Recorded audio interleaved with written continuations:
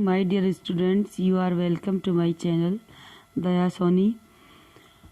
12th English literature prudence की जो ये बुक आपके कोर्स में प्रेस्क्राइब्ड है उसका first chapter non fiction portion का डज कल्चर मैटर का ये आगे का भाग है। नेक्स्ट वीडियो हम बना रहे हैं और इसमें आपको एक्सप्लेन किया जाएगा जब जहाँ तक हो चुका था अब तक उससे आगे वाला पोर्शन।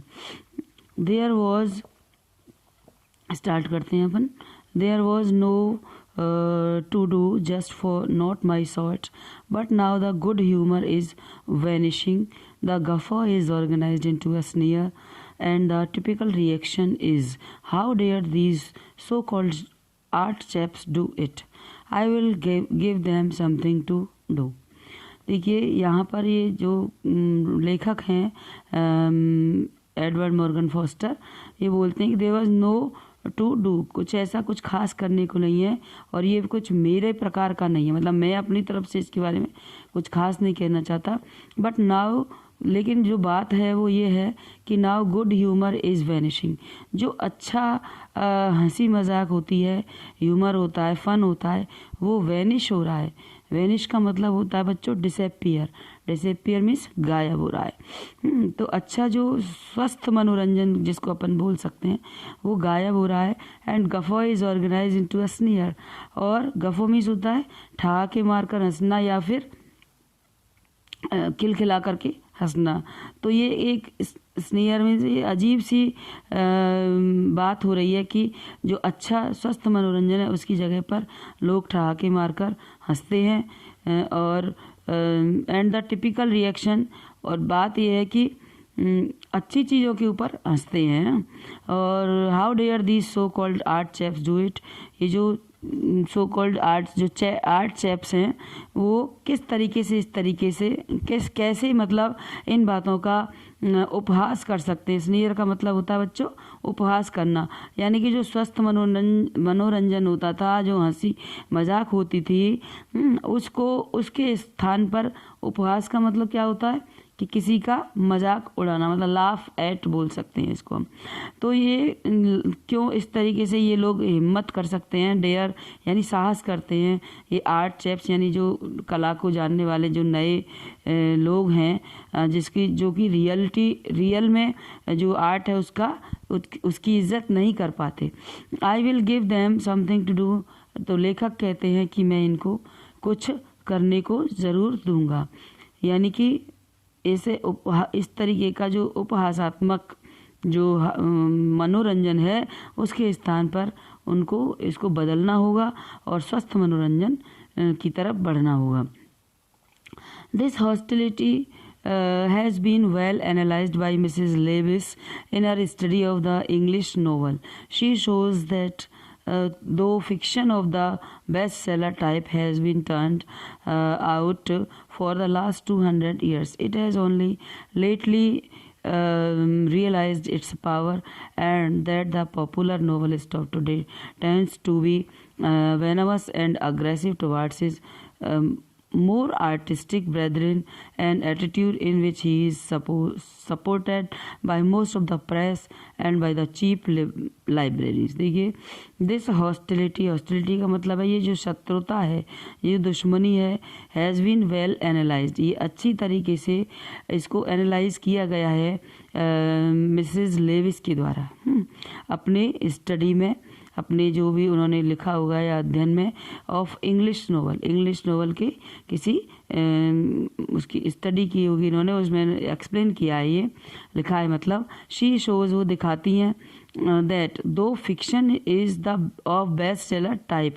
हालांकि दो मीन्स यद्यपि या हालांकि जो सबसे ज़्यादा बिकने वाले जो काल्पनिक कहानियाँ होती थी या जो भी किस्से होते थे, यानी कि जो फिक्शन होता था उस टाइप की चीज़ें has been turned out for the last 200 years, पिछले 200 वर्षों से वो टर्न आउट हो रहा है, यानी कि बहुत कम हो गई हैं जो बेस्ट सेलर बुक्स थी या अच्छी जो चीज़ें थी सबसे ज़्यादा पढ़ी जाती थी और सबसे ज़्यादा बिकती थी, वो वैसा फिक्शन काफ़ी कम हो गया है 200 वर्षों से। It has only lately realised its power, ये बाद में इसकी जो ताकत है उसको बाद में महसूस किया गया। रियलाइज यानी महसूस करना। And that the popular novelist of today, और जो आज के जो लोकप्रिय उपन्यासकार हैं, टेंड मीन्स प्रयत्न करना या प्रयास करना या उस तरफ ले जाना। टेंड्स मीन्स क्या? Tends to be venomous, venomous means होता है पॉइजनस एक तरीके से, यानी ये जहरीला यानी अच्छा सद्भावनापूर्ण जो व्यवहार है वो नहीं करते। एंड अग्रेसिव भी होते हैं। अग्रेसिव मीन्स जो क्रोध से भरे हुए होते हैं, यानी जरा सी बात पर ही ये लोग अग्रेसिव हो जाते हैं, यानी इनका जो गुस्सा है वो सामने आने लगता है। किसके प्रति?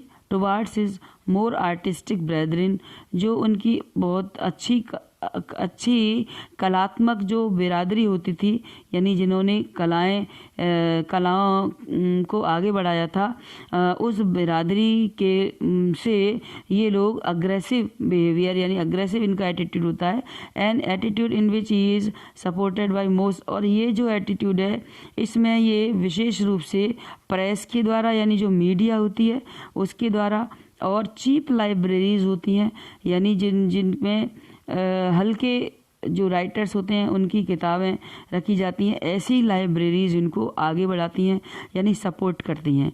कहने का मतलब ये है कि एडवर्ड मॉर्गन फोस्टर ये बताते हैं कि जो पुराने जो हमारे कलाकार लोग हुए थे, चाहे वो राइटिंग के क्षेत्र में हो, लेखन के क्षेत्र में हो या किसी और क्षेत्र में, उनके प्रति जो नए लेखक हैं वो वेनमस हैं और अग्रेसिव हैं, और इसमें हेल्प करती हैं हमारी जो नया जो मीडिया है वो और चीप लाइब्रेरीज। ठीक है।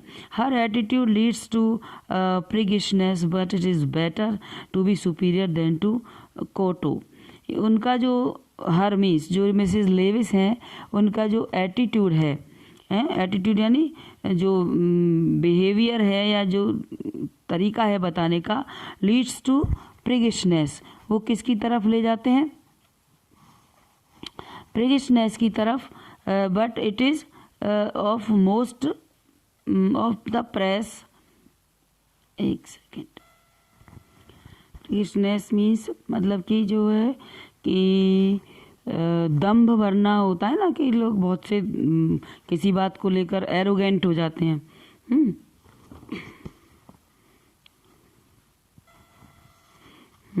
तो ये एक बार फिर से देख लेते हैं। Her attitude leads to priggishness but is better to be superior than to kowtow. लेखक कहते हैं कि उनका जो एटीट्यूड है मिसेस लेविस का, वो प्रिगिशनेस मतलब दम्भ भरना यानी कि एरोगेंट होना या अहंकार करना, इस बात की तरफ ले जाता है। लेकिन ये क्या है कि कोटो से सुपीरियर है यानी अच्छा है। अब कोटो क्या है? कोटो का मतलब होता है बच्चों जैसे ज़मीन पर माथा टिकाना है। तो कहने का मतलब यह है कि एक तरफ से समर्पण भी अपन बोल सकते हैं। There was once a curious incident, एक बार ऐसे ही एक बहुत ही उत्सुकतापूर्ण घटना घट गई थी, which occupied several inches of a prominent page of the Times. जिस घटना ने क्या है कि एक प्रोमिनेंट पेज मतलब जो मुख्य पृष्ठ होता है टाइम्स का, द टाइम्स का, उस पर एक कुछ इंच सेवरल यानी कई इंच की जो लेख था या कॉलम था वो लिखा गया था न्यूज़पेपर में।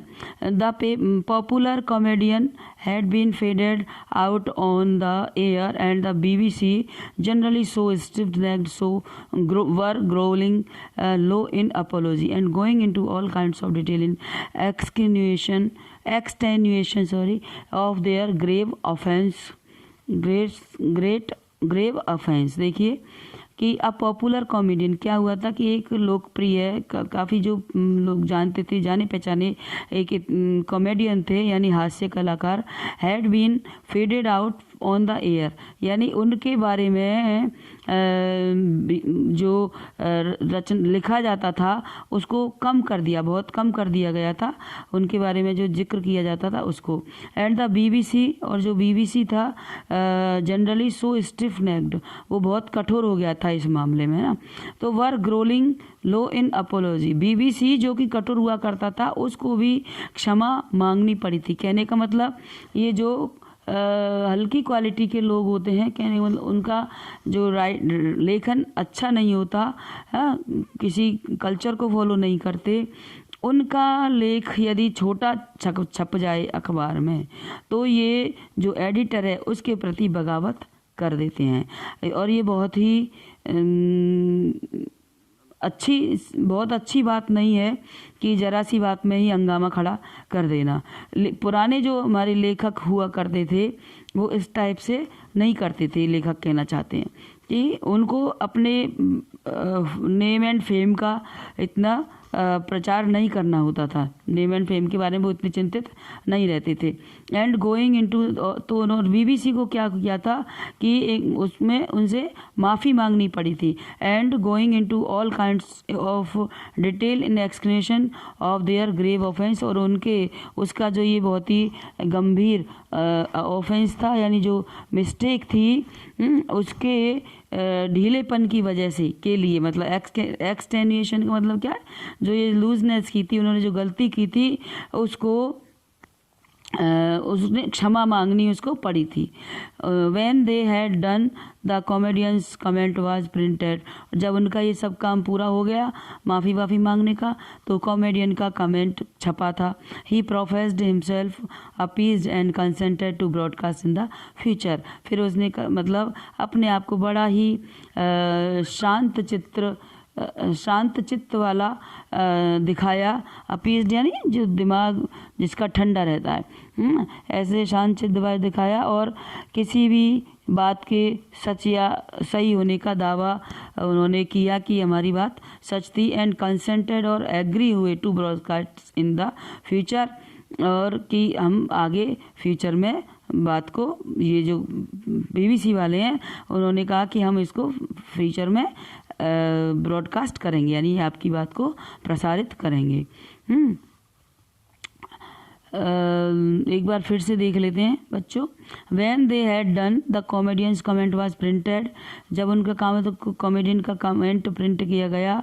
ही प्रोफेस्ड, उन्होंने प्रोफेस किया, प्रोफेस मतलब बात को सच माना और शांत चित्त अपने आप को महसूस किया, और वो consented to broadcast in the future, और इस बात से जो बीबीसी है वो भी फ्यूचर में उनकी बात को प्रसारित करने के लिए एग्री हो गई।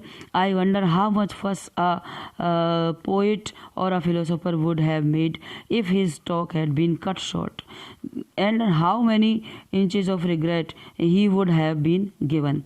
क्या लेखक क्या कहना चाहते हैं कि मुझे बड़ा ही आश्चर्य है इस बात पर, यानी बहुत भद्दा लगता है ये कि कितना फस, यानी फस मीन्स फसाद कर देना, जरा सी बात पर किसी बात को बड़ा चढ़ाकर पेश करना किसी भी पोएट या फिलोसोफर का।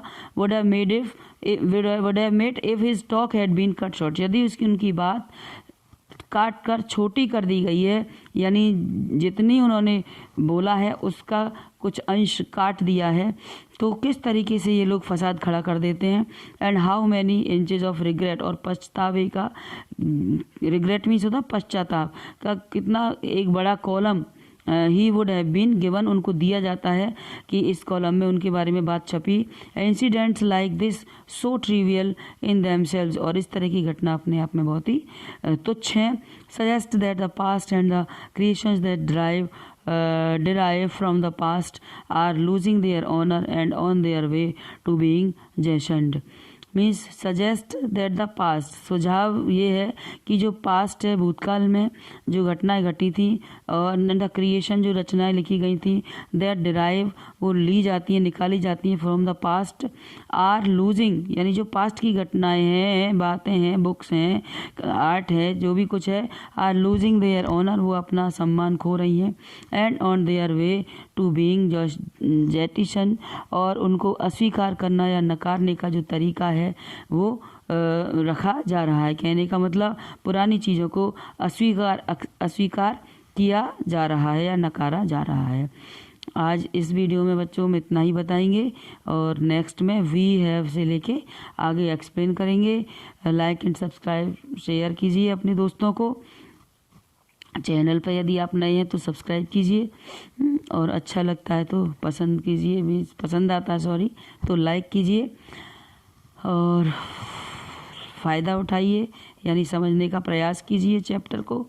ये नॉन फिक्शन पोर्शन है तो शायद आपको अच्छा लगेगा सारा वर्ड टू वर्ड इसका एक्सप्लेनेशन पा करके। Thanks a lot for watching.